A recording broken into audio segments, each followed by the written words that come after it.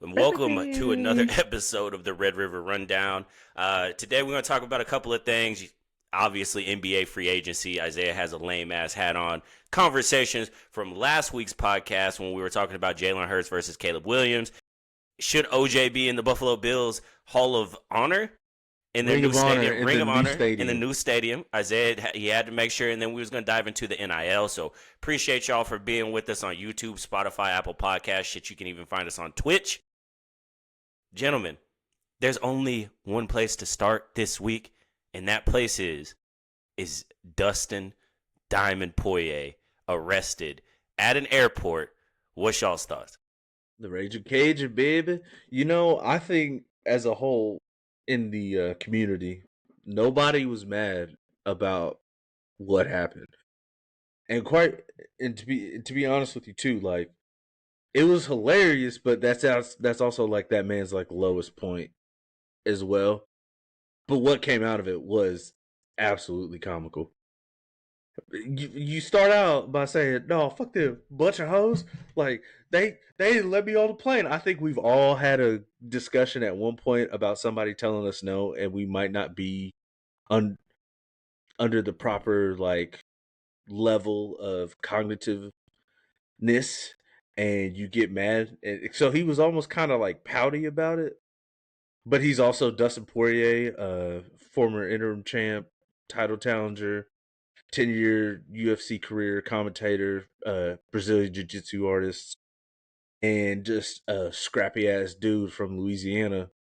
And you mix that in with these ladies not letting him on the plane, and it made for probably one of the most viral things that we've seen in a while. All the memes that came out of, oh my god, he did it again when he pulled his pants up. And then the next edit was all the clips of him in the octagon pulling his fucking pants up, getting ready to square up with somebody. And when he went like this, I was like,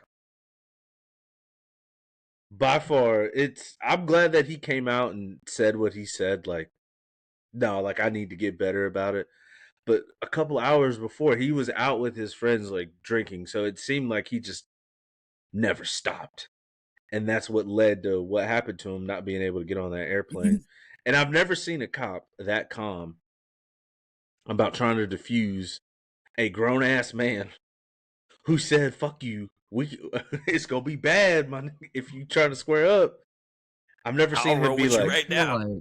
Yeah, I feel like it's the first time I've ever seen in my life a white man just throw it out there, and then the humanity as a whole just bring him in with open arms to the cookout. Like they're like, "Nah, that's too smooth. Too smooth, man. He's invited." Well, damn. I want to know. I want to know like what he was doing to. He was drunk trying to get on a plane.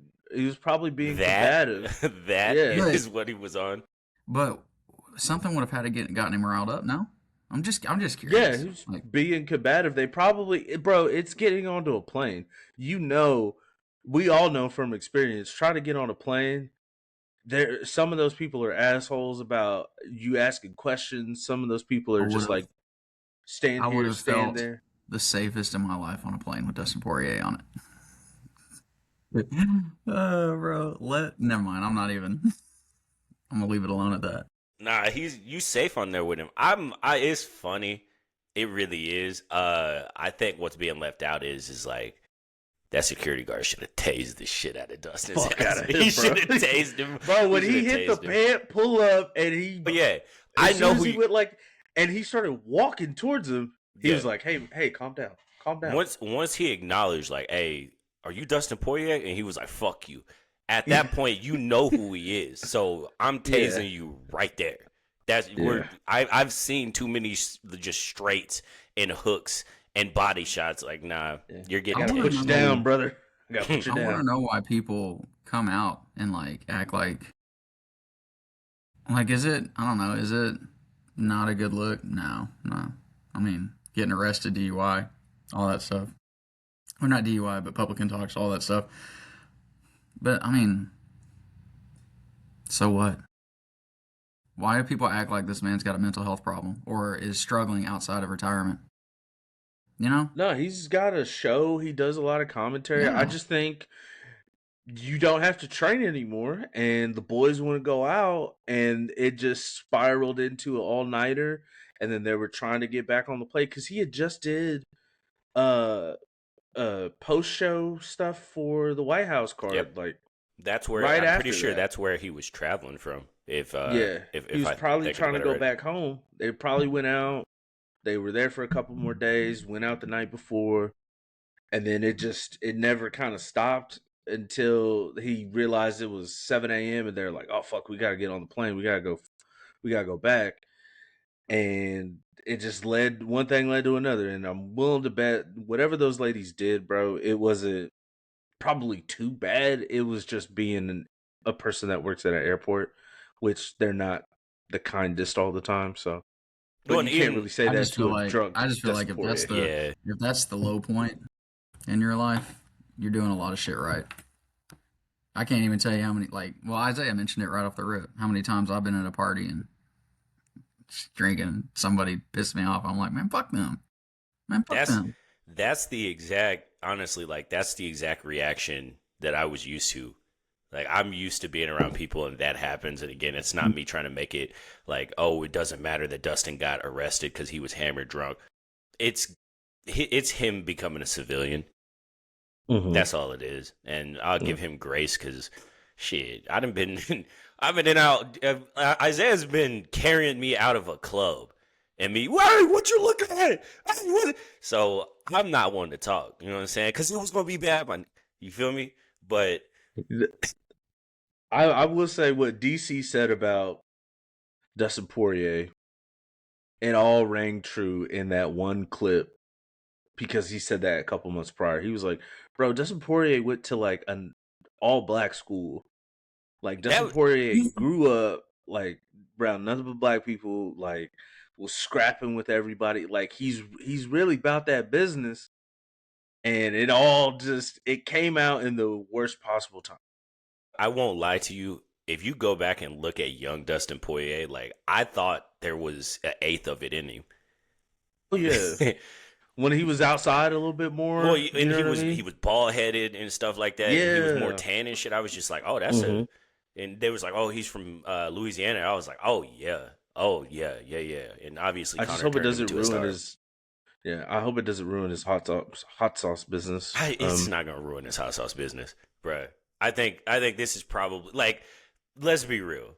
In the UFC itself, we've seen way worse, and that's not that's not me again not trying to minimize it, but when you have John Jones driving around like a coke drug addict version and of John Batman, Jones is still the GOAT.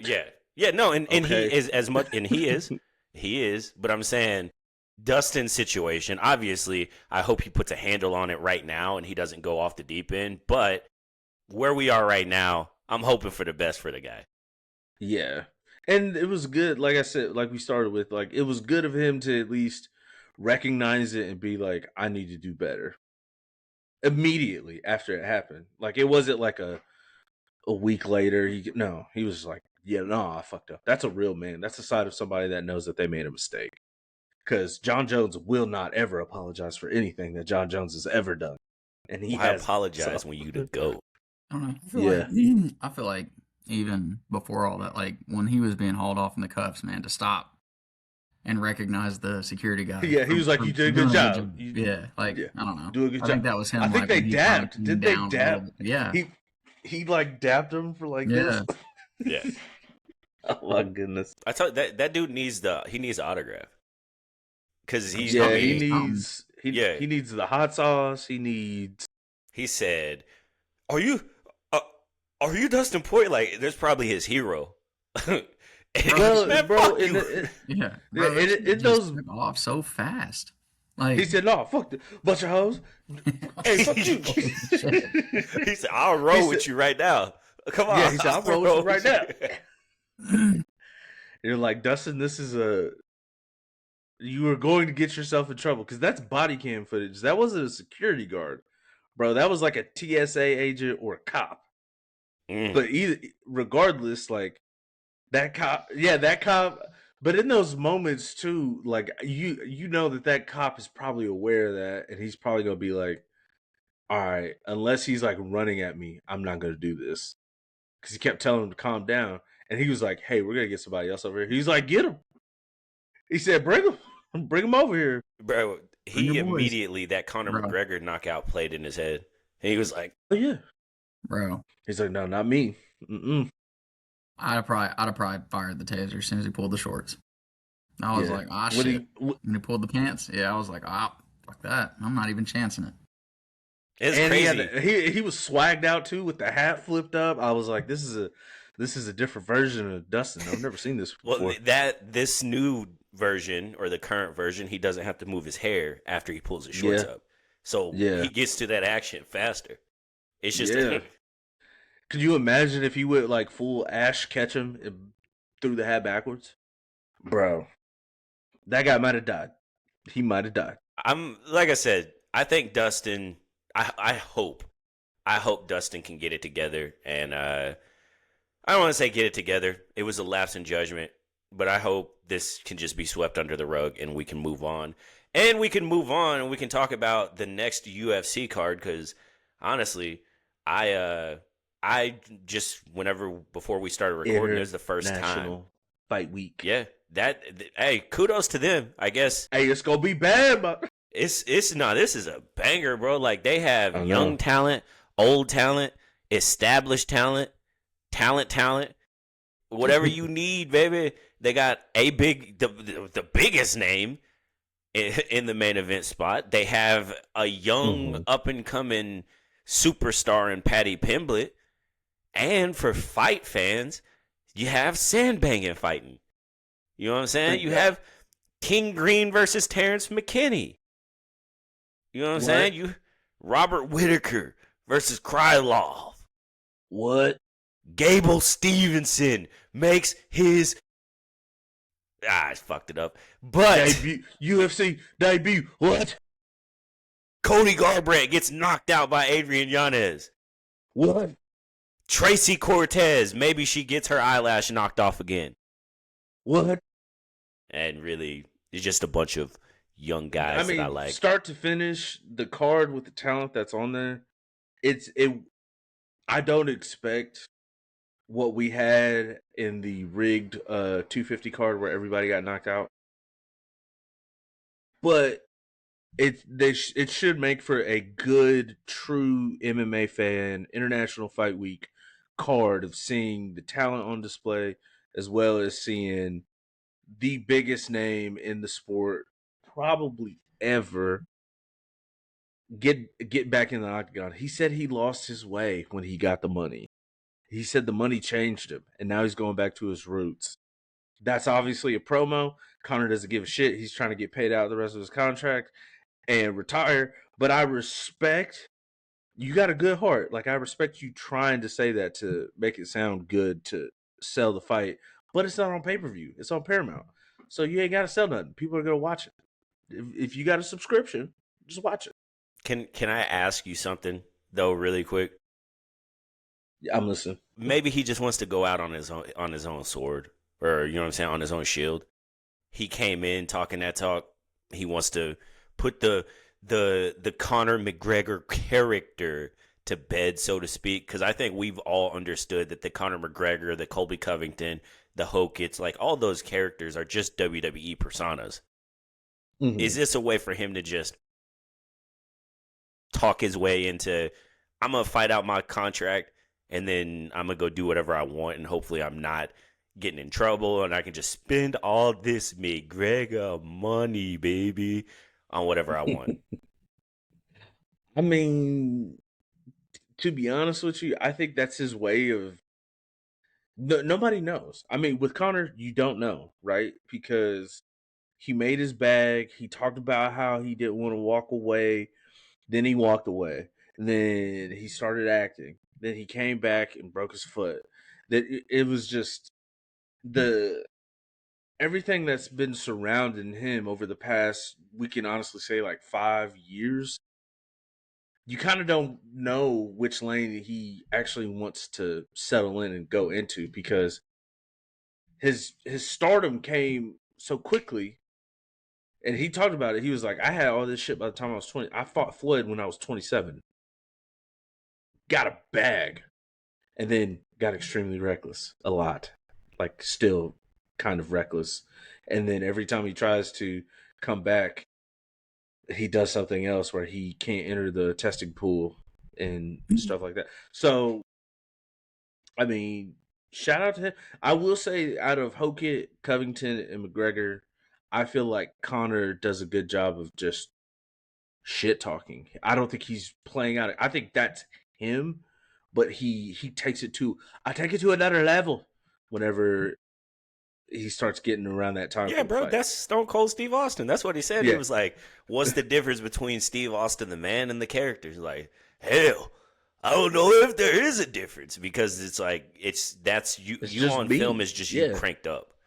Yeah, that's all it is. Because Pause. Connor has been proven to do incredibly reckless things outside of selling a fight. So I just think that that's him.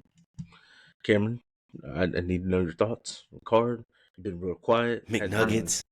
I can tell you one thing I do know. I do know that Max is going to put Connor to bed. Ooh, That's it. Or is this a Charles Barkley?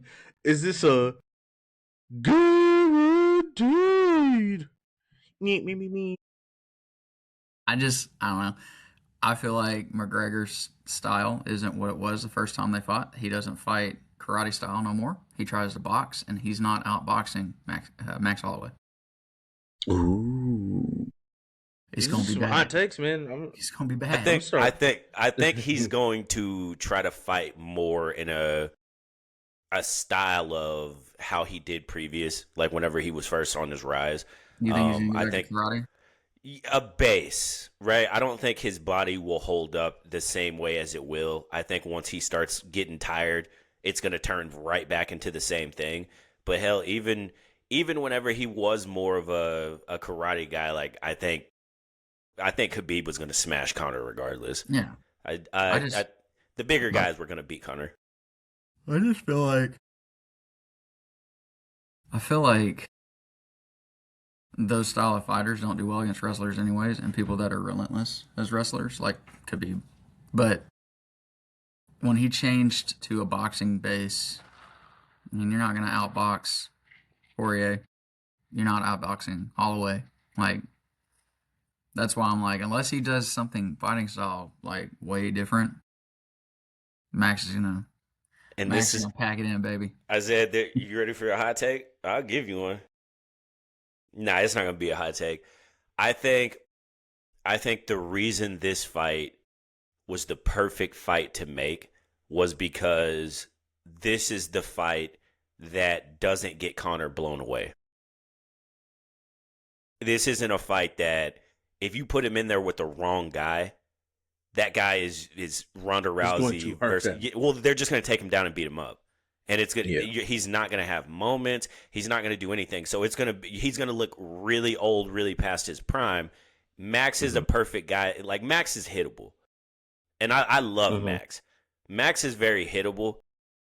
Dustin, before he flew out or went to jail, Dustin on somebody's podcast, I believe, was saying that like while Max is a great boxer, his last 3 fights he's been on his ass. Like, people have put him on his ass, which is something that before Ilya, it never used to happen. But Ilya obviously put him on his ass. Gaethje put him on his ass. And then Dustin put him on his ass, too. So, and Charles did as well. So, yeah. Conor still hits really hard. Conor's still going to hit you. Is Max's chin finally going to crack all the way to where now everybody is cracking him? Instead of just Ilya. Because if that does, I think that's a way for Conor to get his hand raised. Is that going to happen? Bro. I think it's a perfect fight. Yeah, 50-50 shot. Dana knows that Conor's the biggest star the sport has ever seen. Holloway's probably one of the biggest fan favorites, and they're both going to stand and exchange. There's not going to be a lot of grappling. Like, and I don't feel like... I feel like it's perfect because I don't feel like Max really has put away power. Like not in early rounds. Like over time when he wears people down, then he can catch you and put you away. But I've not seen him really put anybody away. Aren't they fighting at Really. 170? That's the And highest Max has then ever fought at, right? Yes, and by then far. also like Okay. McGregor's that works out for McGregor because he's old, so he don't have to worry about getting put away early. And Well, I feel like he can be patient with yeah, Max. He doesn't have to. Okay. Dustin makes you work. yeah, 'Cause we seen what what type of time Dustin was on. He's not here to Yeah. wait. He doesn't get paid by the hour, brother. He gets paid by the finish. And Yeah. I think like Connor can be more patient with Max because Max is gonna in and out, in and out, in and out, and Connor's whole game plan is when you're going out, I'm gonna catch you because you can't get away. Mhm. Can You know, Max for weather the argument's storm, sake, bro? yeah, for argument's sake, like, Connor's only like 2 or 3 years older than Max. Yeah, they're It's only just like a year or his two. his yeah, his age. The thing that's going to get him in trouble is the rust for Connor. And it's hard to really predict where he's at. Maybe it'll come to his benefit where he's like, "Oh, I haven't been taking as many shots to the head as Max, so I'm okay." Because Connor's only been knocked out once or twice. Well, TKO'd Yeah, by was Dustin, and Dustin. then the other one was Doctor Stoppage, and then he got choked Doctor, out by stop Nate. it! Yeah, Yeah, he got choked out by Nate. He got choked out by Khabib. Okay, so I was trying to think like the actual well, and in like fairness, Khabib about put him away like before he took him out. yeah. Well, I was trying to think like just overall wear and tear. I don't think Connor's gonna win. I'm just saying objectively looking at the fight, you look at it like I mean, Max has been fighting steady since he was 20, 21. Max is 34 or 35 now, and Connor takes like took a 5 year break. And before that, he took a 2 year break, 2.5 year break between when he fought Cowboy and when he lost to Khabib. I think it was like 2 years, something like that. So yeah. He you fought could, Khabib in like 2018, mhm. 2018, and then he He came back fought and fought Cowboy in Cowboy in like 2020. yeah, and then so he fought in 2020, 21, 22, and that's where he broke I don't it. think he ever fought. I don't think he ever fought in 22. I thought him and I'm Well, pull up the remember he stats for you. fought. So he fought Cowboy. He fought Dustin the first time in Abu Dhabi. That was during COVID, Mhm. and then he fought Dustin again when he broke his shin or broke his foot. So his last fight was July of 2021 Yeah, okay. because yeah, so he fought Dustin in January of 21. That was the knockout, and then he fought him again in July, and that was the stoppage.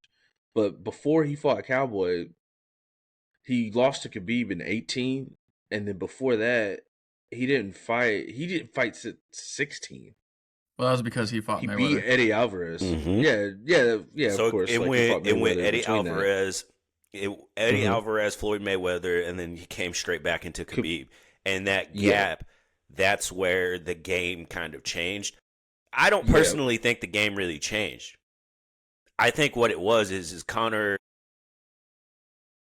You see what happens in certain weight classes where there's a guy who's the champ, but he's not really fighting. Like what happened with Islam. It should have been very Mm. easy to say like Islam should be fighting Armin because people think that Armin is the best fighter in the world. Like besides Islam in that weight class.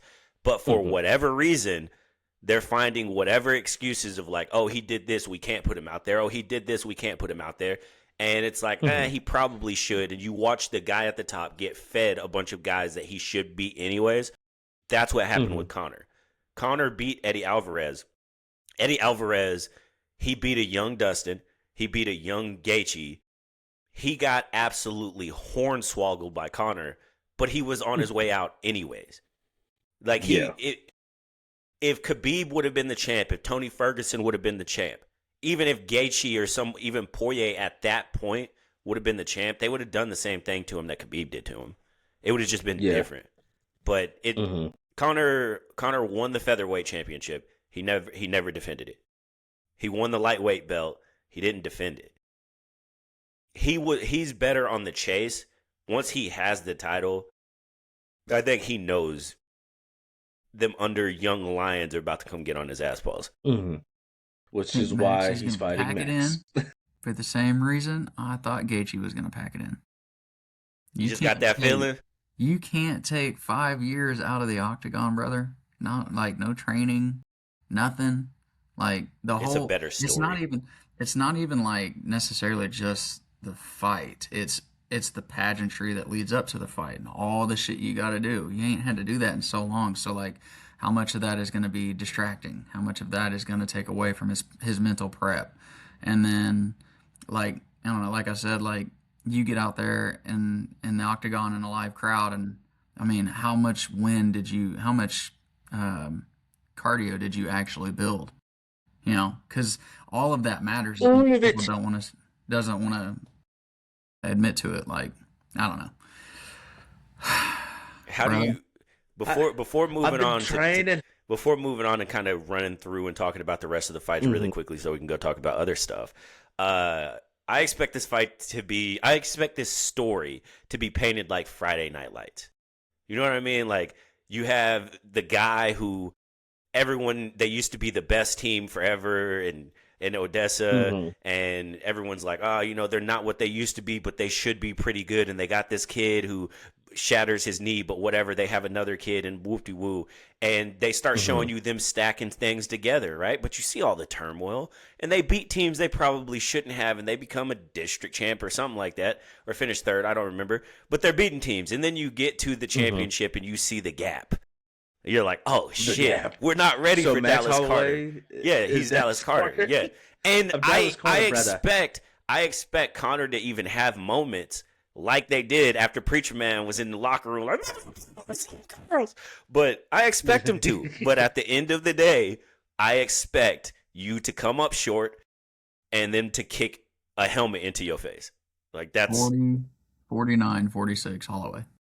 I'll give Conor the first round. You gotta go into decision? Because I don't think Holloway has early round knockout, and I think Holloway is going to weather the early storm that Conor probably brings off of adrenaline, and then he's just going to piece his ass up the rest of the fight. And I think he's going to do it and enjoy it while he's doing it. I don't think he's going to try to finish him. I just think he's going to put him through hell for 5 rounds. I would love to see it. Like, as a Blessed fan, as a guy who even likes Conor but understands, like, this is more for show, I hope he shows, like, oh yeah, bro, all that shit that was happening was because you were force fed. You know what I'm saying? And then after that, then I say you give him, what if he wants to fight at 170? I see I'm the best boxer in the UFC, Dana. I see one of those, like, just fucking standing at range and just picking his ass off for 5 rounds. Some more of these fights. Benoit Saint Denis, Paddy Pimblett. I think back on track. I think that's a 6'7", is it? No, that's Paddy's. That's what Paddy does when my fault. When he walks out. I don't give a fuck about Paddy. Sand banging versus Mario Batista. Give me Corey Sandhagen. I can't pick against Sand. Yeah, that's the only reason I'm picking Corey. That's my boy. Who did? It's gonna be a good fight. Batista's last fight. I thought I watched that. You probably he retired from wrestling. He hadn't fought at all. Am I thinking of a different Batista? No, you're thinking of the same one, brother. So he fought Umar back in October of 25. He lost, and then he just fought who did this? It was the Umar fight that I remember. He's fought one more time since then, and he won. He won the second round submission. Oliveira, not Dubronx. You what? Yeah, Sandhagen. There you go. Brandon Royval, Lonera Kavanaugh. I got Royval, bro. That guy is a absolute maniac. His speed, people don't understand, bro. He is so fast with his hands in that division. It's like scary. I got Man, Royval get him the fuck out of here. Give me Kavanaugh. I got Royval as well. You gonna be sorry. I mean, in all honesty, like, I watched this fight against Josh Van before Van won the belt, and He had him in trouble. Yeah, I was gonna say I thought he looked good. I also thought that he looked good. However, going into that fight, he was supposed to mop the floor with him, and I think that's matter.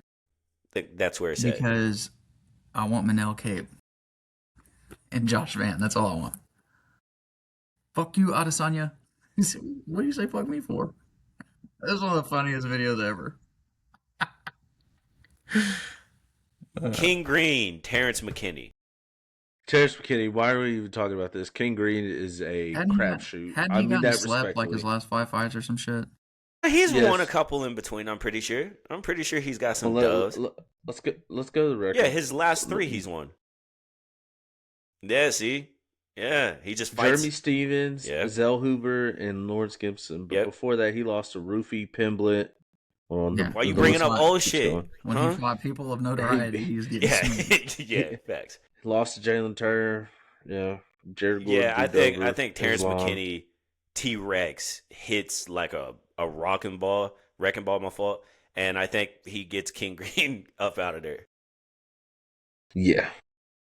He's literally lost to everybody that's like good. I'm not even kidding, bro. I went down his list. I was like, oh my god. That's why I said when he fights people of notoriety, he gets smacked. Yeah, that's a gatekeeper, bro. He's there to make everybody look like $1 million. He's the Iron Sheik. He lost to Poirier in 2016. Yeah, bro. His record? You see his record? Yeah. Ain't nobody worried about that. You know what happens in his fight. Somebody going to sleep. Nikita Krylov, Robert Bobby Knuckles Whitaker. Krylov. I'm more pissed off that they got Whitaker on this undercard and not elevated, at least past King Green and McKinney. But y'all got Nikita Krylov. I'm taking Bobby Knuckles because he's Bobby Knuckles, and that's all you need Robert Whitaker is a shell of himself. Facts. Give me Krylov. Why? Because his jaw got broke like one time? Bro, relax, he's been getting smashed for a while, bro. Stop it. Killed. Yeah. You know he's on his way out. Hold on. Let me see. He lost to Renee in Cumshot. Jesus Christ. This is why Drinkus. This is why technology is bad for us. Isaiah, you're looking for reasons to make me pick Whitaker, bro. I'm still waiting. You've gone through 2 fights that he lost, so go ahead. Keep going. Okay. And then he beat Ikram Aliskerov. He beat PED Costa. Then he lost to Drinkus, right? And then he beat Marvin Vettori. And then his only other losses, but this is like going like 8 years back. This guy. Are just Israel. Okay? He lost on a split decision. Man, worry about that shit. I ain't going down the rest of it, but I will get us to the Cody Garbrandt fight because I'm curious on who y'all think wins that. But hold on. Gable Stevenson, Elijah debut Ellison. I think Gable's gonna pack him in, dude. Before I don't know whatever promotion he was fighting for before, man, he was ragdolling the shit out of everybody. Right, and not just that, he was knocking motherfuckers out. Isaiah, you sound like you have doubt, and I'm just curious what this doubt is. The only doubt that I have is it is a new organization with better talent. Even though I don't know this Ellison cat, I don't. But I always have hesitation when a guy comes from another organization into the UFC because even with MVP with Michael Page, same thing happened. Michael Page did not look good in his first couple fights in the UFC. He's still there. Michael Chandler, same thing. You said Michael Page? Michael Page who? Michael Venom Page? Yeah. He didn't look good in his first couple of fights. He won. He lost to Ian Gary, right? His first fight, he point fought the whole time. He didn't look that good. I think his fighting style. I know it's his fighting style, but he was knocking motherfuckers out in Bellator. No, he wasn't. And he's got major highlights. Major highlights and clips. But I'm saying as far as how often knocking he people fought, out. Yeah, but as often as he fought, it wasn't like he was just packing people up like that. MVP has been he's been a point fighter most of his career. Okay, and Michael Chandler is another perfect example, dude, that comes from another organization. No? So who? He fought Kevin Holland, did he not? Yeah, he beat him. That's what I said. Is Kevin Holland against Kevin Holland? Anyways, Kevin Holland, bro. There's a lot of people that can look really good against Kevin Holland. Hey, at this listen, point in his career. I would Right. I would I hear normally you. agree with you, Isaiah, except I feel like I've seen way too many times people that come into the UFC with a really good wrestling base not have that many problems. Because they will just come and pressure you. They'll just can throw you on the ground and just rag all the shit out of you. Well, it's always at the end of the day. I'm an Olympic gold medalist, Yeah, and I'm going to get you on the ground. yeah. Well, look, so was Kurt Angle, okay? Kurt and almost he fought never on a I know broken he did. freaking neck. But no, there. Yes, you can look at guys like MVP, which is crazy. Michael Chandler. There's names like that, but you also have to think about the names that came from other organizations that were crushing people. Rampage Jackson came from Pride. Daniel Cormier came from Strike Force. Cain Velasquez. But not Luke It was Rockhold. kickboxing. Yoel Romero. Like, these dudes are coming from other organizations and they come to the UFC. Vincent and, Henderson, Uriah Faber. Yeah. Man. Dustin The Poirer only came from reason why- UFC. Yeah. Yeah. The only reason why I'm saying that, okay, is I'm allowed to have some reservations. I want him to win because the hype that's been around him, but I'm also a realist of being like, This isn't this is the a first step up for him. This isn't the first test for him, is where I'm getting at. His first test is going to be 3 fights in. You see what they do whenever there's a talent that they think could be a superstar. They feed them easy stuff and just say, here you go. Then they finally say, okay, you've beat 3 of the shrimp. Now we're going to give you some bigger food. Test. And then they give you a test. It's just like the UFC game. You come through mowing through people, and then probably 5 fights in, they put somebody on expert, and then they throw him to you and like, can you beat him? Because this guy isn't just going to stand there. Now he's taking you down. He's throwing submissions and stuff. You're like, shit, I'm not used to it. I hope he wins, and then they feed him Hokit. I just want to see it just because. Hell yeah. But I mean, honestly, that wouldn't be a bad matchup. What was right now it would be. What was the promotion, the Jake Paul promotion? MVP. Okay. MVP. I want to stop fucking around, and I want to get Colby Covington and Dustin Poirier an MVP immediately. After what Colby Covington said on X. Yeah, if MVP wants to do if MVP wants to do something like that, they could. That's what they should do, but they're not. But then rounding it out so we can move on. Cody Garbrandt, Adrian Yanez, who y'all got? Cody's looked good in his last couple fights, my guy. I can see it being competitive, but we're always one throw away from watching this man get parked or he's parking somebody. So I'm up in the air. I don't know what's gonna happen. I think Garbrandt's because he's looked so good in his last couple fights. I think Garbrandt's one of those guys that even if he gets knocked out 3-4 fights in a row, Dana's always gonna throw him money because his fights are always action packed, fast paced. Somebody's gonna die, and Dana loves it. Dana will give him money for that. He's like, I don't care if it's you or the other guy, Cody. Yeah. It don't matter to me. Who you got, Cam?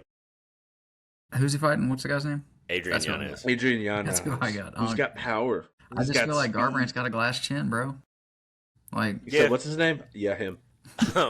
I just looked at his last few fights, and I think he's like 1-4.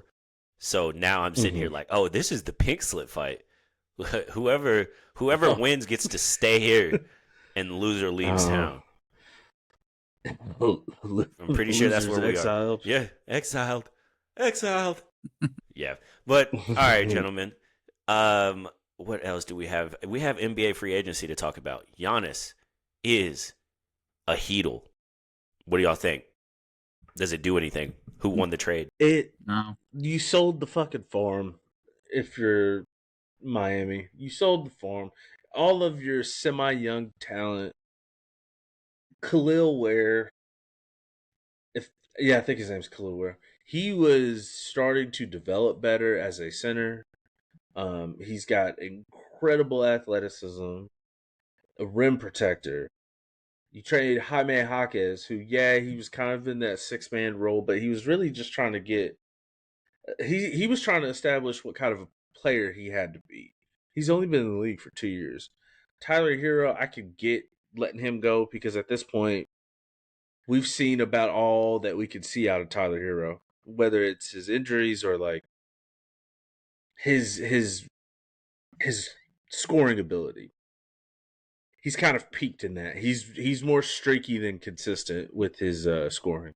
I can see letting him go, but then you let go of all those picks as well. I mean, cool. He's there, but it's the exact same team. You flipped team. You literally flipped teams.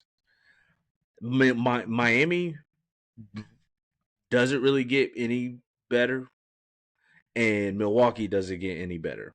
It was like a dead even trade as far as the potential that Milwaukee can get from it and the players that they got. Because now Jaime Jaquez still isn't going to start. Tyler Hero is going to be the 2. Rollins is going to be the 1. And Khalil Ware is going to be the center. Or he's going to play the power forward and Miles Turner is going to be the center.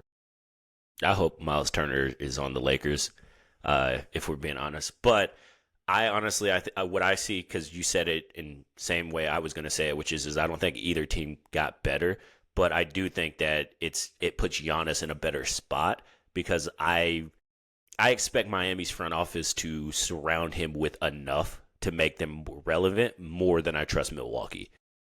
Hiring Doc Rivers, that's a death sentence. Especially at this point, like when they did that, I was like, yeah, he stayed in Milwaukee longer than I thought he would. I thought he was out of there. I thought he was going to leave like 2 years ago. Yeah. Exactly. So because of that, I'm like, I see what they did. Now it becomes, is Miami going to be able to get enough talent around Giannis fast enough? Because you got probably 2 to 3 years. And I think at the ceiling, this trade does for Miami what them getting Jimmy Butler did, which is I think they're good enough to be a strong playoff team that can make a run. Mm-hmm. I don't think they're going to win a championship, though. But Pat Riley's in his 80s, bro. He's like, I got one more shot at this. I need 14 rings because, God, I don't even know how many in total he's got, whether it's GM, coaching, playing. I like what the Heat could turn into if they make the right moves going forward. On the surface, the trade itself, I felt like it's one of the few trades that I've ever seen where I thought both teams got worse. Just my opinion. But like you said, if Miami finds a decent point guard and a couple of shooters to open up the floor for him and Bam, I like what it could turn into. My only problem is now they have no depth and they mortgage the future. So, like, I don't know. What are you going to do when you take Giannis off the court? You know? That's my only problem with it. But I'm like y'all. I felt like, albeit I think it was Giannis's decision, the moment they traded for Dame Lillard, I knew that the potential in Milwaukee was dead. And I remember being in the minority of people that as soon as they traded for Dame, I was like, well, they're not winning a title. Because I feel like Drew is he's a winning player. Like, he affects winning for any team he's on. So, like, when they got rid of that, I was like, okay, they're fucking stupid dumbasses. But I'm curious what Milwaukee... It could work out well for Milwaukee, too, if they do the right... Like, if they have a good front office that evaluates talent. I'm curious what they're going to do with Ousmane Dieng. Because I feel like he could be an impactful player. I felt like he just was shuffled so far down the Thunder roster that he didn't get a lot of opportunity. But I feel like he can. He had a couple of moments in Milwaukee late last year where he was cooking. Whenever he played the Thunder, he definitely cooked. That motherfucker had like 27. Like, I feel like if the Bucks organization and their scouts, if they do a good job and they make the picks worthwhile, they have some young pieces. I think they could probably offload Tyler Hero to a team that wants to win now and probably get a lot for him. Denver. Yeah. Houston. Atlanta, or not Atlanta. Minnesota is desperate for shooters. Facts. So let's now pivot. Let's perfect Perfect segue. LaMelo to the T-Wolves. The kids love it. They love it. It's going to work championships instantly. They're bringing the title to Minnesota because LaMelo is the greatest player in the NBA, in the history. And like LeVar said, if you go out and you get Lonzo and you bring Jello, you're going to get a championship. So Minnesota, you know what needs to be done. LeVar ain't never been wrong. He went 3 for 3. Well, and then now he's went 0 for 1 because his wife is divorced. That's tough. Wow. However, yeah, after 30 years of marriage, she called it quits on maybe just his asinine takes and his abundance of confidence. However, this trade is one of those ones that you look at it and you go, what? Because to me and to other people, I feel like the trade makes no sense. Him going to Minnesota, look, with what they were doing in Charlotte, I don't know if this is like his camp was like he wants to get out, blah, blah, blah, blah. But after they drafted Concanipple, Brandon Miller was playing better. They had a young big man. Yeah, Diabate was playing good. The culture around the team was getting better, and they looked like they had promise. Even though LaMelo's kind of a dumbass as far as his off-the-court stuff. On the court, they were gelling together, and they had that nucleus that was starting to really fester into something. And you traded away. I don't understand that. I actually can understand. And they fired their head coach, who was getting them to that point. Charlotte's point of view. What the fuck is Minnesota doing? What are they doing? Yeah. They have they don't know. In the last 5 years, they have two of probably the worst trades in NBA history. 5 first-rounders for Rudy Gobert. And then and then this horse shit of a trade that they just made. Like, what do we do? They traded away Cat. Bro, yeah. They just traded away Julius Randle. Bro, I can tell you that at the time that trade happened, it almost looked even. This is the first door that swings open for Ant to go back home, baby. Damn. That's what I was. Get him to Atlanta, That's baby. what I was thinking. Is like the only Magic City's calling his name. The only way this trade makes sense is if Ant Edwards goes in the office and he's like, "Hey, LaMelo's available. Go get him." And the only reason, and this is a reason for younger people that are listening. First off, is LaMelo a talent? Yeah, the kid can shoot. The kid can play. I think he's lazy. I think he is, right? This is now the point of no return.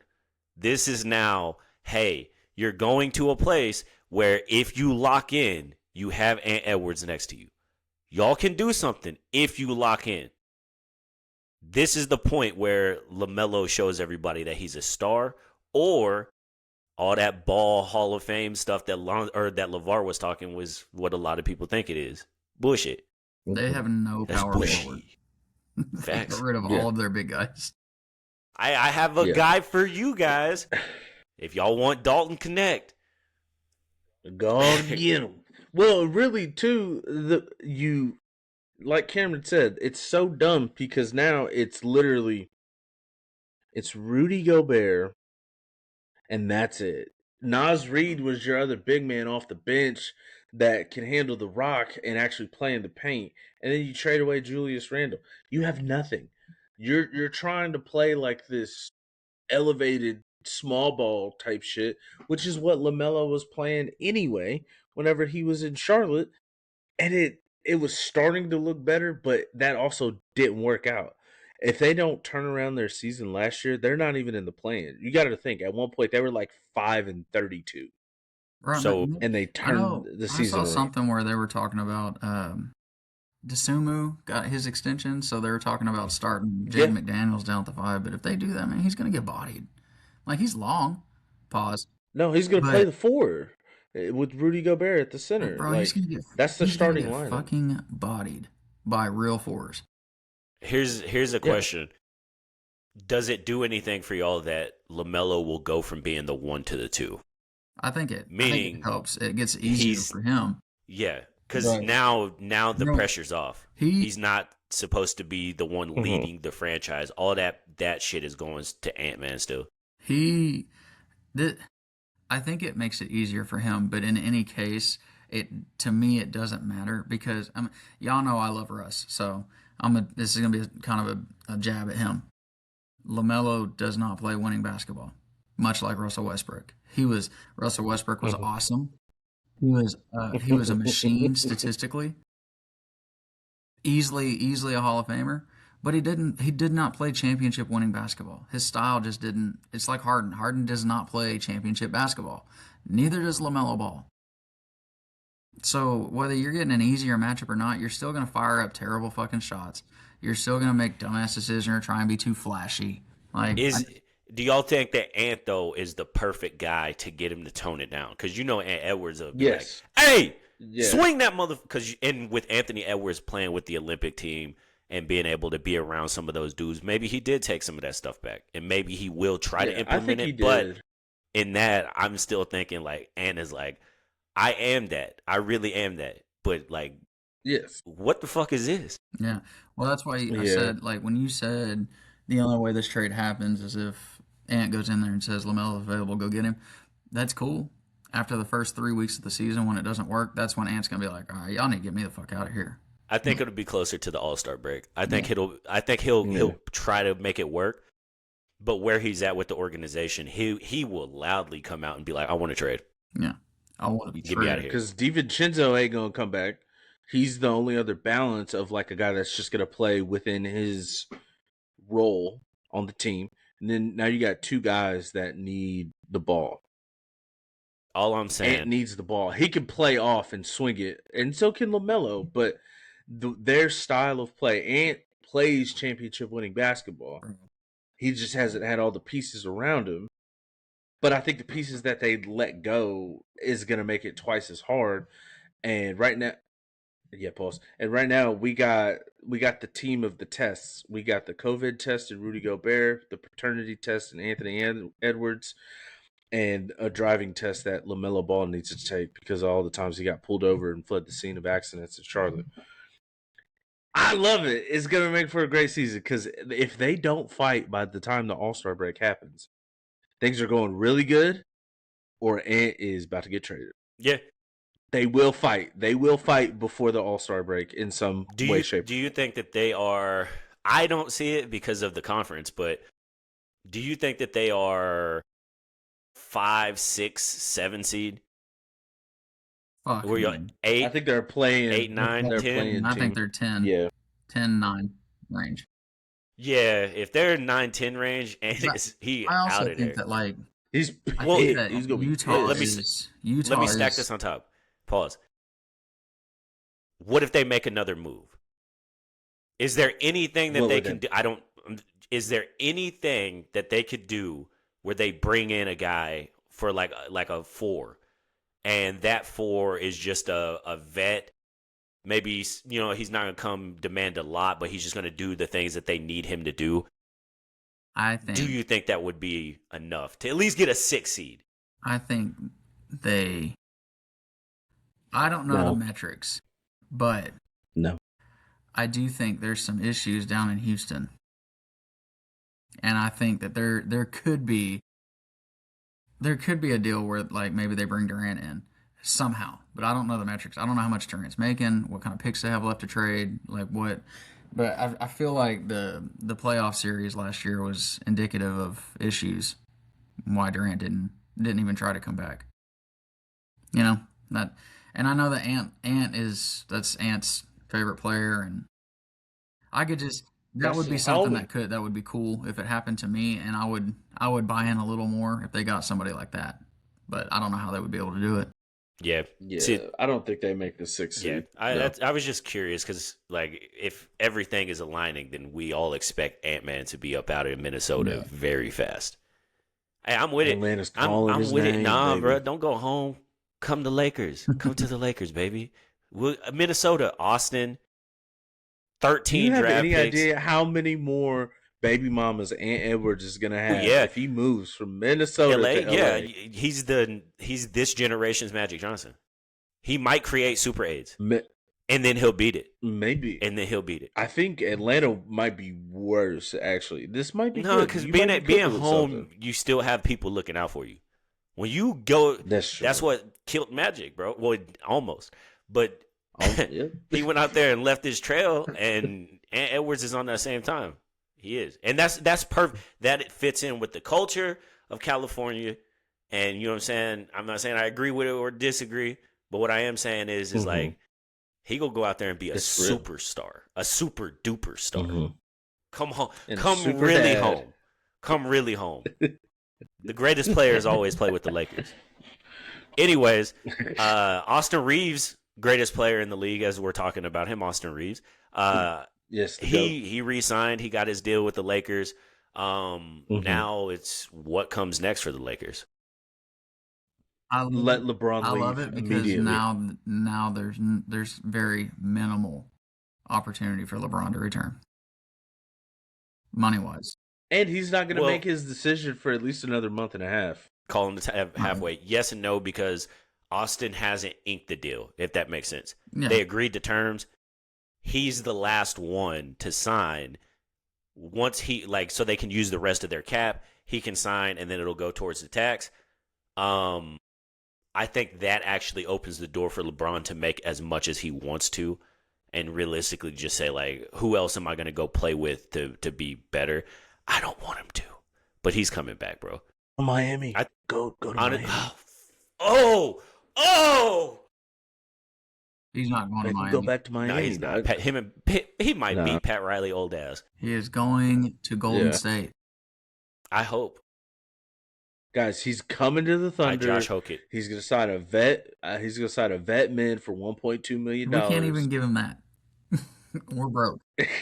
We don't have that. Hey, he's signing it. Speaking of which, I seen Isaiah Harkins sign. Yeah, he got his deal. Cool. I hope y'all spent all the monies on him. And Case and Wallace, if you watch the podcast, brother, hey man, I'll buy your ticket. I'll buy your ticket, Kaysen, and I'll buy a jersey while you still in the air. Just boom. Let's get with it. Rob Pelinka, what are you doing? Dort's gone. You can have Cam, I've seen tweets of people saying that the Lakers are going to trade for Lou Dort, give up assets for Lou Dort. Wow. And I'm sitting here like, I will be off the Devon Tower just. Dort's one of those guys that, like, you don't have to give up assets for. Like, I mean, even if let's say the Thunder pick up his option and take the tax, and for 1 year he's going to be available next year. You don't have to give up nothing for him. Like, you give him, or they could renounce him if they wanted to. Yeah, you give him a decent contract and he's yours. Like, you don't have to overpay for him because, I mean, outside of the last 3 years, he's not been a very good offensive player. And the last 3 years, he's not a good offensive player. He just shot 40% on catch and shoot threes, wide open. So, I guess the other question is does it hurt the Thunder's depth if Dort's now, because Dort's probably going to go, and Isaiah Joe and Aaron Wiggins also leaving? How does the rotation look with what you have, what you drafted, and trying to figure out how to piece that together for this probably season? Better. So they got younger. Yeah, they got younger. No, I think it would be probably better because as a young group of guys coming in to learn to play, you always have we have Shea. So regardless of, you're literally like, I can't be that bad. And if I am, I'm never going to step foot on another NBA court. But if I just come out here and play the way I'm supposed to, we'll be fine. You know what I'm saying? He's going to cover a lot of the shortcomings, but I think they're getting better. I think we probably sacrificed a few regular season wins, losing Wiggins and Joe. But, I mean, I don't really think it does much for the playoffs because you shorten the rotation of playoffs anyways. I do think I was kind of like, ooh, when I was watching the draft, I was like, they got Sturts. And when they got Bennett Sturts, I was like, well, bye, Isaiah Joe. Like, there's your replacement. But then they went through the first round, and I was like, maybe maybe they're gonna swallow the tax penalty and keep Dort around because I know SGA wants him around. But then they drafted Me too. Owe. And I was like, I Yeah. really like that pick. I think that was a sneaky good pick in terms of like being able to offload some of your 3-and-D guys. Presty, Right. stop trying to be good. Bro. And you hear what SGA wants. He wants Lou Dort. You can't break up Lou Dort and SGA. You will upset SGA. And so the odd man out is easily Case and Wall. Look, I understand everything you said, Cam. And you're only saying that because the GM of the Thunder has common sense. I have been forced to see Rob Pelinka for years have Miles Turner and Buddy Hield lined up for a team that had just won the finals not the 2 years before, say, you know what actually would really help? If we shelve this trade and trade basically 18 people, 3 first-round picks, keep THT for Russell Westbrook. Hey man. I love that. Easy I on love that Rob for y'all. Pelinka. He did give up 2 trash bags and a Gatorade for Luka Doncic. That is true, but I think it was. That is. I don't think Rob. That was. Yeah, I don't think Rob did anything except for. I think he was sitting at his office. Just answered the phone. I'm Rob. And Nico called him. Hello? Man, I need Yeah, Nico I need Harrison trash called bags him. for the trash can. You said. I'll give you Luka for him. Hey, they said that for some Skittles and Lays and Funyuns, we get Luka, and they were like, Luka who? And Anthony Davis. Yeah, they were like, Luka we get who? Luka Doncic, and they were like, how many first? 1. Say yes and hang the phone up. Yeah. I'm surprised Rob Pelinka didn't counteroffer for first round. Bruh. Hey, how about He is. Yeah. No. He's worth more. I'll give you 4. And Nico's like, shut the fuck up. Take my 1 and Anthony Davis and y'all get that. That's exactly how it went. Shut up. And yeah, it's the y'all looking at Presti and Isaiah, whoever San Antonio's is, y'all get to see all these good GMs and like, oh, they made the right move, and oh, I understand exactly why you're doing it because this is what you're looking long term. No, every day I wake up, it's an adventure. Rob Pelinka's like, how can we win right now? Because that's all that give matters. LeBron the max. Y'all want to know a hot take? We want 0 Why does Marlon keep sustainability. cutting out, man? I don't like What's it. the hot take? Can't be losing the host I like think he's this. cutting over scammer. I Ridiculous. know. He just went full. I'm gonna wait for Marlon to come back and then I'm gonna give him a hot take. Okay. However, I do like the Sturts pick. I like Owe was a good pick too. Having 4 big men is the only thing. Like you add depth to that position, but I'm hoping that they use the regular season to really iron out between Sorber. I think the next dominoes to fall are going to be Sorber.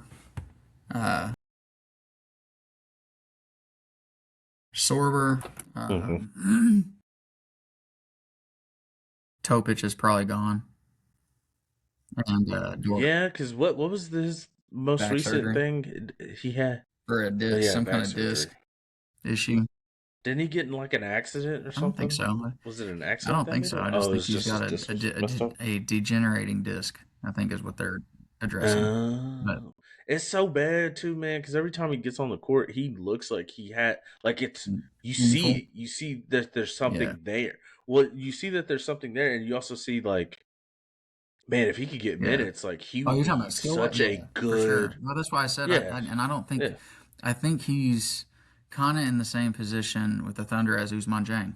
Like you can see when he gets time that like he has flashes, but he's just there's so much talent on the Thunder's team, and you know he's not the second or the third point guard.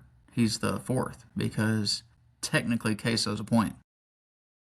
So he's sitting behind SGA, Queso, and AJ Mitchell in terms of ball handlers. Yeah. So he's never gonna get, that's why I said that you could probably flip him. Probably gonna flip Sorber because you lucked into Mara, who 7'4", 9 foot wingspan or whatever is crazy. I just want to see Sorber play, man, because I just want to see what he can try to do on the court, because the team's going to look really different from the last 2 years overall. Just adding depth at the forward and the center position. It's definitely going to help, but you just want to see how it'll help. And as far as the Lakers go, I hope Marlon hears this. I hope he kept his headphones on while he's away. The Lakers are terrible. They're always going to be terrible. They'll always make the playoffs and get bounced in the first or second round. However, they got to let LeBron go, man. Let him go.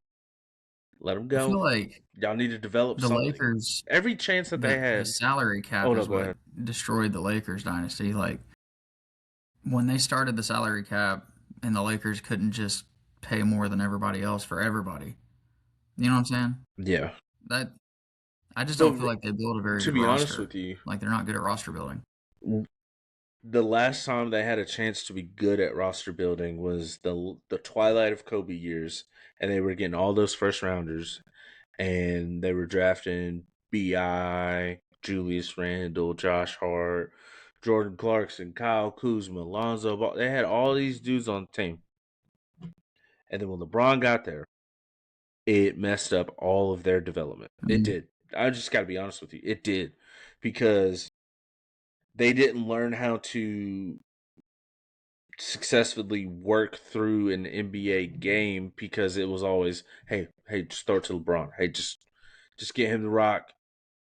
Get out of his way. He's gonna initiate things. So, like, I think it stunted their growth overall as NBA players. Because when they went somewhere else, they had moments of success. Obviously, like Lonzo's maybe that one where you look at him and you're like, man, if those injuries didn't get, he didn't play for like 2 years. But before he got hurt, man, when that first year in Chicago, he was killing. Like him and Zach LaVine. LaVine, and they had Kobe White. They were all playing like really good. It was just Chicago hadn't been shit since Julius Randle's turned into 2011. Julius Randle's turned into a really good ball player. Brandon Ingram's turned into a solid ball player. I mean, like everybody that left LA kind of looked better if you just gave them that opportunity. But I wonder how much of it was, again, when you talk about roster building, like you have to find people that can mesh on the court together, and all of those guys turned into great players. But they did it, like, their version of being great is with the ball in their hands. Like, I feel like that's the difference between, like, let's say the Thunder and the Lakers in terms of drafting. The Thunder will draft people that can play seamlessly alongside Shea and not have to have the ball. You know what I'm saying? Mm-hmm. Like, they can be successful on back cuts and catch and shoot three balls. Like, Brandon Ingram is good in the mid range when he can ISO, and Julius Randle's he's not good at spacing and coming off screens or cutting. Yeah, I will say the thing that helped those other guys along the way was like they kind of were able to figure out who they were as players. So like Julius Randle looked like a crash test dummy with the Lakers, right? He would just barrel in, try to fight for rebounds. He never really played outside of the paint. Whenever he went to New York, he started to develop other aspects of his game to where he could play inside out, take people off the dribble, maybe kind of set, do a little more pick and roll. He wasn't really doing that in LA. Brandon Ingram was just really trying to figure out how he was going to work as a scorer. He went to New Orleans, he was able to do that after they traded Lonzo and him for Anthony Davis. And then Kyle Kuzma is, but Josh Hart found his role the best. But in LA, like, you really didn't know what Josh Hart was going to do. And I think that was my point of all of it, is like after they left LA, they kind of figured out who they actually were as players. But when they were in LA, they were just trying to get minutes to say that they played with them. When they were all searching for a role next to LeBron. And they didn't have because they didn't really have the organization to teach him that either. And it was when a player like LeBron gets on your team, your clock moves so much faster. So, but I wanted to go ahead, Cam. I was gonna say I'm gonna throw a hot take out there. I was waiting on you to get back. Oh yeah, he was waiting on you. Yeah, for I think this is Sam Presti's last project in Oklahoma City. figuring out how to keep the championship window open. Once I think he has done everything there is to do in Oklahoma City as a GM. He's taken a small market to a championship. He's lost the championship window and rebuilt it in a short time period. Now, if he can figure out how to have all this talent and then the apron rules and how to keep it together, if he can win another title, I think he might try something new. I think he might go somewhere like, I don't know, maybe try and fix a dumpster fire organization. You know what I'm saying? I think he's already got a statue built in Oklahoma City. Like, I think that's what he's done. He's cemented himself as one of the greatest GMs of all time, if not the greatest GM of all time. If he can go and, let's say, rebuild. That's Jerry Krause. What's a shitty organization? Charlotte. The Chicago. Portland Trailblazers. Okay, let's say he goes to one of those and builds that into a contender year over year. You know what I'm saying? Like, that to me, like, maybe he is to the point where there's no more challenge for him. He wants to go play baseball, so to speak. Yeah, exactly. Yeah. So what if hold on, hot take to add on. You're playing to the your hot accordion. take. What if he runs for office in some form? What if he becomes mayor right after? What if he just stays? It's like, dude, I'm done running an organization. Now I'm going to run a city. Sam Presti and then runs for office in Oklahoma, he will win in a landslide. Yeah. It doesn't, like, that's what I'm even saying. if his policies are dumb. What if he just runs? Like, all he would have to. What if he just runs? Hey, fuck Lincoln Riley. Yo, fuck Lincoln Riley, Sweet Tea, Swadleys, and Brahms. I'm running on those three principles. He wins in a landslide. I will say though, like, he's probably not going to do it. But if he were to do it, what if it's not rebuilding an organization? What if it's rebuilding a city or rebuilding a state? Why LA? He just runs. Why LA? What if he goes to LA? Oh, hey, no, LA could pay us out. He's throwing little nuggets out there. They get Rob Pelinka out of there. Yes. I think that would be something that I could see. You know how scary the league would be if Sam Presti went to LA. People would just quit watching. Jeannie Buss would lose her mind. Who? Quit watching basketball. Jeannie Buss. She on her way out anyway. Mind. She sold the team. Yeah. No. Oh, I will say this. Hold on. Last one. What if Sam Presti goes back to his roots as a rapper and puts out another project? Platinum. Marlon, for context, I don't know if you knew, but he put like a rap album out in like 1998 called Good shit. Good on him. And it hasn't stopped Greg Olson. So here we go. It hasn't stopped third leg Greg, baby, from 7th floor crew. So, God damn it. I don't care. But Isaiah, last week, you and I, especially, Cam was involved as well. But we were talking about Caleb Williams versus Jalen Hurts and posted a clip on TikTok, and people, mostly Philly fans, they went crazy. And a lot of the stuff they said, I agreed with. A lot of the stuff that you said, I agreed with. And I wanted to let everybody who was listening to that know that I understand. The problem, and why y'all aren't understanding it is because you're talking about resume, and I am talking about talent. What Caleb was able to do, which is to get Chicago to the playoffs, the degree of difficulty of that is so much harder than with Philly, who had just won a damn Super Bowl, who is always, from like the 80s, 90s, have always been a very good organization. And maybe they weren't dominant in winning Super Bowls, but they were at least playing for conference championships. And 4 Super Bowls, they just couldn't get over the hump. Now, they just won with Nick Foles. They had Carson Wentz looking like an MVP. They had Jason Kelsey, who is a Hall of Famer. Lane Johnson, who is a Hall of Famer. And yeah, like they have had a great offensive line. They didn't go to Chicago where it was horrible. It's a horrible organization. We understand that they're going to miss on way more picks and free agents than they're going to hit. They are the stepping stone. And to get them to the playoffs, to me, means that he's more talented than Jalen Hurts. All the Super Bowl and all that means is that your team was the best. I don't think that you can build a team. I don't think that Jalen can be your spearhead cornerstone piece to be a good team. If Philly didn't have a good offensive line, they look like they did last year. That's just what it is. So, you know what I'm saying?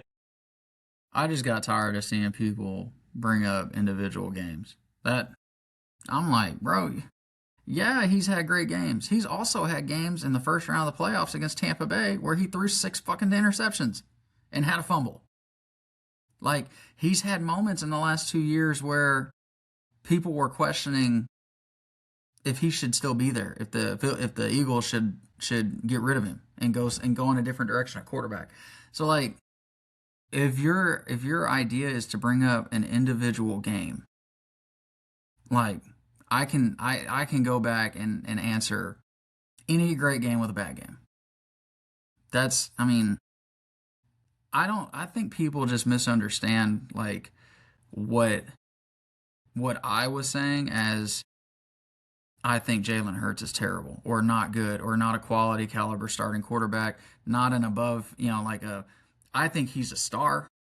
I it's not a knock on on Jalen. I just if I'm looking at the number 1 pick in the draft and I know the rest of my team is ass, I'm probably picking Caleb Williams because I think he gives you more opportunity than Jalen.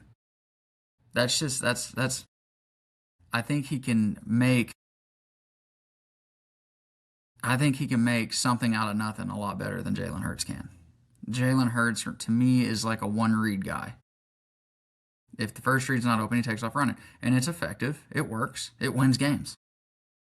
But if I feel about Jalen as I do about Tom Brady early, if Tom doesn't have one of the best fucking teams ever built around him for the first few years of his career, are we talking about Tom Brady? Not the same way because he wasn't that guy his first couple of Super Bowls. He had a fucking ridiculous defense like that carried it. I don't know. To me, it's like comparing Tom and Peyton. Tom had more Super Bowls. Yeah, well, but Peyton. If you ask anybody that watches ball, Peyton was a better quarterback. He just in college he was better in the league. Sure. He just didn't win. He didn't debatable. win. He didn't win the game. Like he didn't win in the games that he needed to win. But in terms of like, I don't know, dissecting a defense, being able to make all the throws, I felt like Peyton was a better quarterback. He just wasn't as good. He wasn't the same winner, I guess. He didn't make the winning plays that Tom can make. Yeah, see the only that sounds like Tom's a better quarterback. The only difference though is Tom was able to do it with like their wide receivers weren't very good. So he was elevating. Yeah, he was elevating a lot of people. I'm saying as far as like Jalen Hurts had weapons. Like the first Super Bowl run, like I'm pretty sure he had Goddard and Ertz. And I mean he had a rookie Smitty, but then shortly after they brought in AJ Brown. So AJ Brown played in that. So there you go. So yeah, like he had weapons is the difference. Like Tom wasn't throwing to Wes Welker and Randy Moss and them until later into his career.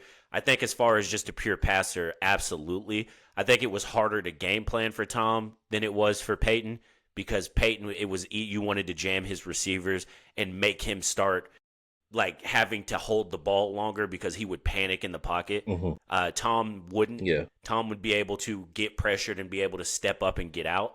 Mm-hmm. I think Caleb and Jalen both are able to do some of the similar things. Mine was just, like you said, if I am building an organization and I need a quarterback, everything else is figured out. Hey, I have a good offensive line. I have this, I have that. I'm going to pick Caleb Williams over Jalen because I prefer just blinding talent and being like, we're going to make you a winner, because winning, as much as people think, it doesn't straight translate. If it did, Tim Tebow would have been a great NFL quarterback.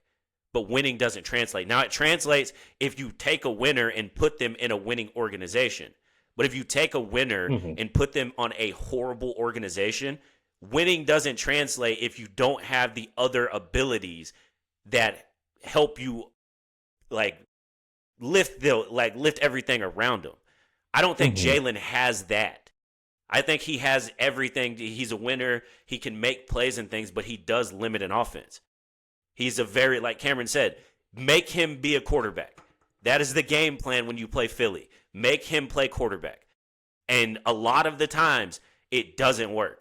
Yes, in the Super Bowls, it has worked. But that's 2 performances out of how many year of you'll see him throw 3 touchdowns, no interceptions. And then you'll see him have no touchdowns, 6 interceptions, 3 lost fumbles, keep having bad miscommunications of oh man, I thought you were going here. And I don't like that. I don't, you know what I'm saying?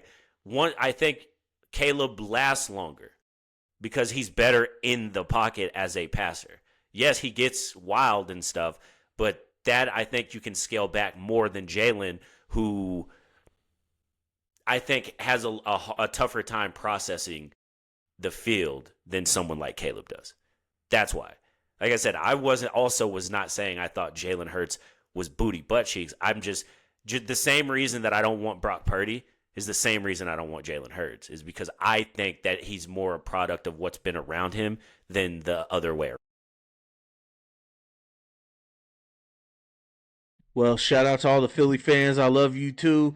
We're gonna go Birds, go Birds. I said it once, I'll say it again, and I'll reiterate everything.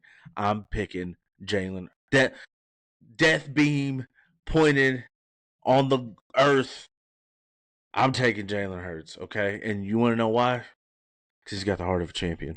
He does. Right? And that's all you need. That's what translates to winning football. I'm not saying that Caleb Williams is not more talented. I will never say that. I don't think that the talent that Caleb Williams has is going to translate into him being a more successful organizational quarterback. We've seen quarterbacks with a shitload of talent go to a bad team and turn them around to a degree. But it's not translating all the way into them being successful, and you play to win the game and you play to win the big game. Yeah. I've seen that with other quarterbacks. I don't think he has that. This is what I will say. For anybody that wants to try and fry one way or the other on the take, Jalen Hurts, first year starting, 77.6 QBR. Caleb Williams, 87.8. Second year starting, Jalen Hurts, 87.2 QBR, 3,144 yards, 16 touchdowns, 9 picks. Caleb Williams, 90.1, 3,942 yards, 27 and 7. What are we arguing about? That's all I'm going to say. Look, dog. All right, I'm gonna tell you once. I'm gonna tell you again. Okay.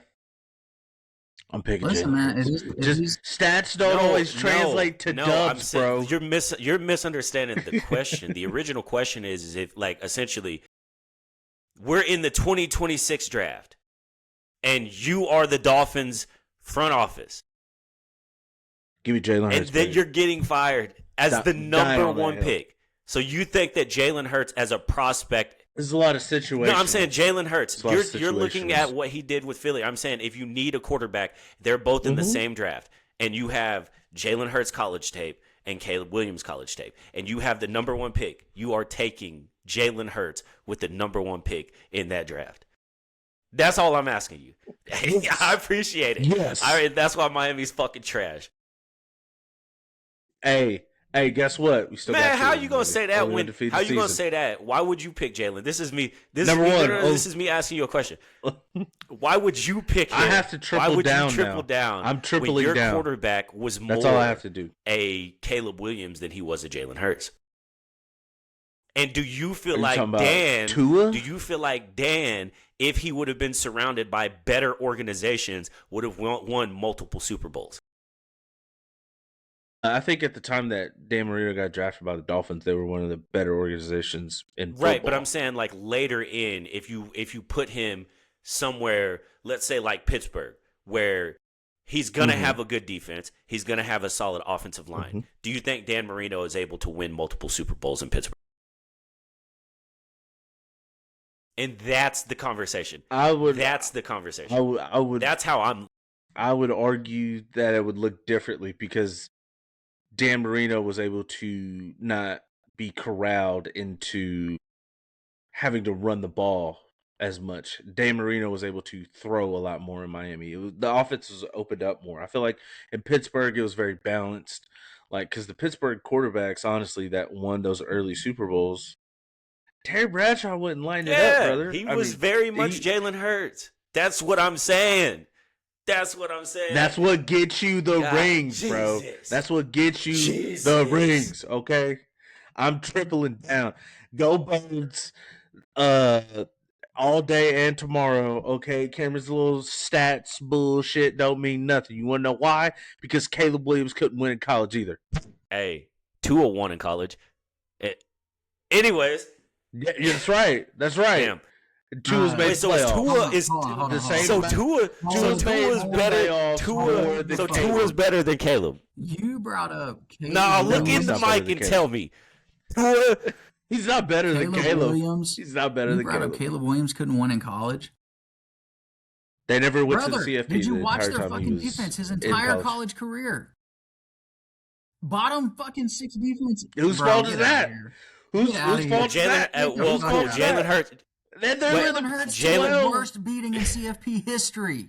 That's what I was gonna say. Terrible fucking defense against the God Squad. Because of a terrible defense. It was, but nobody was gonna outscore LSU that year, regardless. You didn't have to lose by 40. God damn.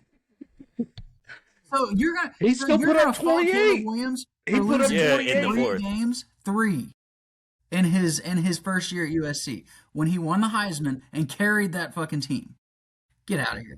Get out of here, brother. I see, but again, how many games? This is the conversation that I'm looking at too. Is like Pat Mahomes isn't a winner, and like I'm taking Pat Mahomes in a draft every time. Was he fucking trash because he couldn't win in college? Dumbass take. He almost pissed me off. Yeah, he was. Was he? He shit. Wait, so I'm saying so Patrick Mahomes is trash is what you're saying? Okay, clip that. No, that's what you said because Jalen Hurts is a winner and give me him because of that. You know what, Isaiah? Miami's got their own I'm dying on this hill just to piss y'all off. And Malik Willis. Have fun winning 4 games. Fucking idiot. We're going to win 6 this year. So does Miami play Jacksonville? Yeah, I don't know. We're about to find out. No, I don't know. Probably in the preseason. Yeah. Why don't y'all put like a 20 push-up bet on that? And we can go ahead and finish here, Isaiah. Orenthal. Go ahead and lead us into it. What's happening with the juice? I think it's an absolute travesty that the Buffalo Bills are not recognizing Heisman Trophy winner, first man to run for 2,000 yards in a 14-game season, Hall of Famer, multiple MVP candidate, O.J. Simpson, in their new stadium in the Ring of Honor, when he was in the old stadium's Ring of Honor. And since the juice has passed, you don't honor him in your new stadium. I think it's a travesty to, 1, American history, and 2, to what he meant to your franchise when they were far and away horrible the entire time he was there. They made the playoffs twice on the legs of the juice. And then the juice expired, and he went to San Fran, played like a year and a half, and then retired. Okay. Quite frankly, I'm only being an ass about it. I don't understand why they're not putting him in it Look, I know allegedly he did some shit in like the mid '90s or whatever, but Even in the 2000s. he was just Even in held the responsible. 2000s. Even in the 2000s, he just wanted his shit back. He just wanted his own stuff back. It doesn't make him a bad guy. I can't even say it. Look, I don't understand why they're keeping him out. He was in the old one. Dude, so That's my only argument. I think it would be okay to put him in if it's in just name title alone. I don't think he needs a statue. I don't think he needs anything like that. Hell, even if you just write his name in a brick in it, that would be okay. But I don't think the juice. I don't think he should be celebrated, so to speak. Even though as a knower of ball, I know that Orenthal, like I said, I say this all the time, right? OJ was an American hero. OJ is what dreams are made of. Orenthal was a bad piece of shit. He was a piece of shit. Yeah, he was a terrible human being. Terrible human being. But he achieved the American dream. The only reason why I brought this up as a topic, because I don't understand. Like, he's dead. You had him in it before, and he's still he made the Hall of Fame, the Ring of Honor, held the record for the most yards rushed in a season. Technically, in my opinion, he still has that record because he did it in 14 games. Eric Dickerson did it in 16. He is the Chris Benoit. Yeah. Yes. It's like, he's there, but like you really did it to yourself, really player. They ain't putting Pete Rose in. Yeah. I ain't got no sympathy. Pete Rose in the Hall of Fame was happening. He should be in there, bro. That's one of those ones. Bring too, steroids like Pete Rose back. Wasn't betting. He was just betting on other games. Pete Rose. Healthy. We have the technology to do it. I don't feel like it's because one reason or the other. I just think there's so much negative attention around the name O.J. Simpson. I feel like if they would have put him back in, even though he was already in, if they'd have put him in it in the new stadium, they would have caught in so much hell, bro. You know what? To be honest with you, I don't think anybody would have even like made a big stink of it if you just were like, "Hey, put the name up there, hey, just throw it up there," and not say shit. Brother, somebody is gonna walk in and see it, and they're gonna call somebody, and then 30 minutes later, it's gonna be all over the talk. You know what? If OJ wanted to stay in his Ring of Honor, he should have played for the Cowboys because Jerry would have done it. He don't give a fuck about nothing. Facts. Yeah, Jerry got Mike up there. He got Jimmy. Hey, I'm so ready for football to come back just because Michael Irvin. Oh my God. This fool said, Jerry said, he watched the tape of Greg Hardy beating the shit out of his wife and was like, yeah, we need that in the locker room. Fuck yeah. It's not even funny, but it is. I think he's a great talent. You know how good of a salesman you have to be for an owner to sell that to your coaching staff? Like, hi, everybody. I know you've seen that video, but there's this new thing called AI, and that's what that is. He really didn't hit her. He's like, he's gonna. And even if he did, just act like he didn't, okay? And yeah, and it's he actually just got knocked out a couple weeks ago, I'm pretty sure. In UFC, well, not UFC, but MMA. Cameron. Yeah, he got cut from the UFC. Every weekend he would get beat up. Isaiah would text me and be like, I love Greg Hardy getting beat up. There's nothing better than watching him get body bagged. Yeah. And it happens a lot. Look, here's the last thing that I'll say about the juice not being honored, which is I'm already upset. I think if Josh Allen isn't as good as he is right now, what they're trying to do is like slowly. It's like a waiter that don't be showing up to work and shit, and you can't fire them, so you slowly start taking them off the schedule.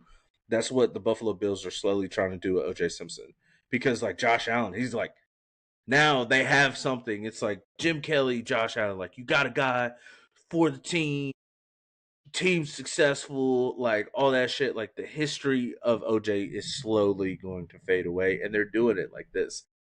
However, the news shouldn't have reported it because I wouldn't have gave a shit if he was in it or out of it. But now that they said that they took him out of it, I have a problem.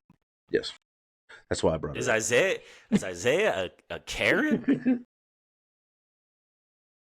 No, bro. If the news don't report it, we wouldn't have. Yeah, the news. It would have made no difference. It's TMZ is reporting now. Please clip this and find the most liberal social media platform and throw it in there so I can watch Isaiah get fried for once, because I'm tired of me and you getting fried and Isaiah, everybody just agreeing with Isaiah. Yeah, hey, the crazy part is we had the same fucking conversation about Jared Goff last year, and I was like, hey, bro, like, all I'm saying is like, Jared Goff, if you have to make him beat you, you're gonna win. No, fuck that, because I see Jared get it. I'm like, all right, bro, and then they were ass. That's all I'm saying, bro. Look, man. Look, they still could have made the playoffs. But they didn't. This year, right? They just had a lot of injuries. The Dolphins could have made the playoffs. Injuries and stuff. We almost did. Exactly, and I don't believe in Miami either. I don't believe in Tua Tagovailoa, just like you do believe in Jared Goff. But I will say, what do you want to leave the listeners and the viewers with? Go Birds. You're such a pessimist, man. I hate you. To start. Go Birds. I knew it was gonna happen. I had a vision that this was gonna happen. No, man, I'm just glad everybody's still listening. We got a big weekend coming up. It is America 250. Okay, 4th of July is next weekend. Pray for everybody that's gonna be out in this heat, working for this next week, whether you're in any state, because this wave, it's here, fellas. Yesterday was just a little nibble. That was just a little taste. So stay hydrated out there if you're out. Even if you mowing the lawn, don't do that shit till about 8 o'clock. I fight protect the heat. Yourself. Shit ain't nothing, bro. but I'm glad everybody's listening. Go out and celebrate with your family next weekend. I know that all of us will. And yeah, that's all. Go Birds. Go Birds. I'll leave them with this. This is to all you fucking Philly fans out there. Now, last year, Kansas City was on my shit list, and we destroyed them. And we got Philly on the 11th of October in London. Stop coming after me, or I'm a curse you. I'm Dan Hazen. Is Cameron the new Dan? That's what it happened, bro. If I'm y'all coming don't want direct. to lose to Trevor fucking Lawrence, you better quit talking shit. That's all I'm leaving. Cameron's like this. He's like, you just made the list. I profited that. I said Kansas City was going to lose and we were going to end the dynasty. That's where it fell. That Monday night was when the wheels fell off. If you don't want the same shit to happen to Philadelphia, get off my ass. That's it. Fuck Philly. Easy. Hey, and all I'm gonna say is hey, shout out to the new WWE That's right. champion, Sami Zayn. No, for real. Appreciate everybody for tuning in. Isaiah's a little butthurt because, you know, he gets mad when we talk wrestling now. Even though y'all love to listen. No, I don't get mad. Why are you so aggressive right now? Yeah. Hey, easy, bro. Take it I don't get mad. Yeah, jeez. I just don't watch it. I can't. I ain't watched the shit either, bro. I be seeing it on Twitter. You didn't watch it yesterday? No, bro. I forgot it was on, and then I got a text message, and it was like, Sammy won? And I was like, Sammy who? They were like, Sami Zayn. And I was like, what? Bro. And then I immediately went to see if Oba won, and then, yeah, but I didn't watch it. I still haven't watched it. Hit Tiffany Stratton with the nastiest fucking knee I've ever seen. Bro. Good. Bro. Anyways, that's all I got to say about that. Anyways, I appreciate y'all for listening. Pittsburgh plays Philly. There we go. Yeah. And what I'm saying, Philly fans, if y'all really want to put something on it, let's do it. Because I live my life a quarter mile at a time. Tell them about A-Rod. Okay, all right. Hey, shout out to everybody. We'll see. Yeah. Hey, Ron. Hey, Ron. Y'all think, yeah. Who? Jalen? Because we got Ron, DK, Michael Pittman Jr. Go down the list on y'all, Philly. Y'all ain't shit. What's he trying to do? Y'all trash. Trash. Yeah, because here we go. Oh, yeah.